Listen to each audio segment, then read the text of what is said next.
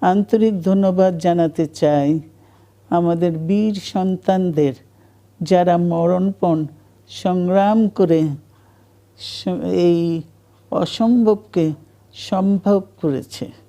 শত শত শহীদদের জানাই শ্রদ্ধা। এ বিজয় আমাদের নতুন সম্ভাবনা নিয়ে এসেছে। দীর্ঘদিনের নজিরবিহীন দুর্নীতি, গণতন্ত্রের ধ্বংসের স্তূপের মধ্য থেকে আমাদের নির্মাণ করতে হবে এক সমৃদ্ধ বাংলাদেশ। ছাত্র তরুণরাই আমাদের ভবিষ্যৎ। তরুণরা এই যে স্বপ্ন নিয়ে বুকের রক্ত ঢেলে দিয়েছে, সেই স্বপ্ন বাস্তবায়নে করতে মেধা, যোগ্যতা